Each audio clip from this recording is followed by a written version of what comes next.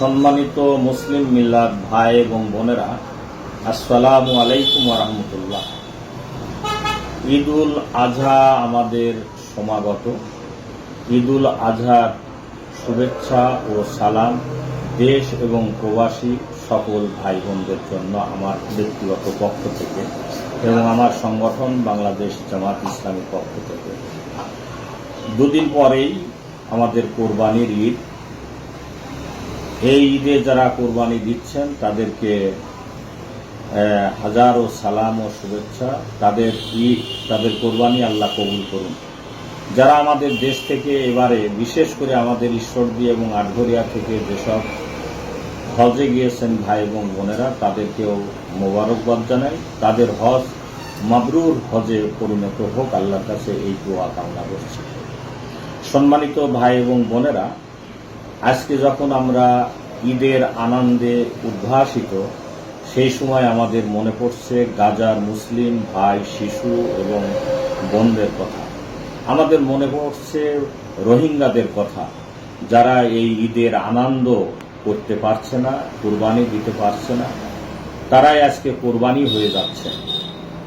এদের থেকে আমাদের শিক্ষা গ্রহণ করা দরকার এবং দেশ এবং জাতি শিক্ষা গ্রহণ করে আমাদের দেশ যেন একটি কোরবানির ত্যাগে মহিমান্বিত হিসাবে আমরা গড়ে উঠতে পারি, তার জন্য সকলের প্রতি বিনীত আবেদন জানাচ্ছি।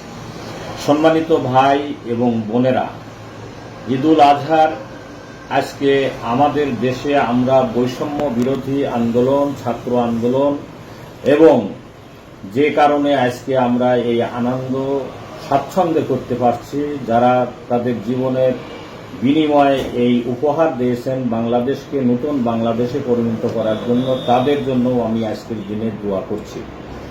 এই যুগে যুগে যারা এই আন্দোলনের পুরোধা ছিলেন, বিশেষত অধ্যাপক গোলাম আজম, জনাব মৌলানা মতিউর রহমান নিজামী শহীদ, আল্লামা দেলোয়ার হোসেন সাইদি, মৌলানা আব্দুস সুবহান রাহিমুল্লাহ, আজকে তাদের ত্যাগের কারণেই আমরা এই উপহার পেয়েছি, আমাদের দেশকে পেয়েছি, দ্বিতীয় স্বাধীনতা অর্জন করেছি।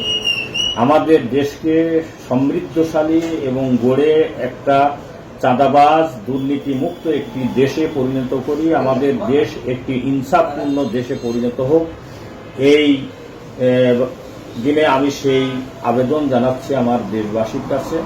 সকলকে ঈদুল আজহার আবারও শুভেচ্ছা সালাম জানিয়ে আমার কথা শেষ করছি। ওয়ামা আলাইনা ইল্লাল বালাগ। আসসালামু আলাইকুম ওয়া রাহমাতুল্লাহ।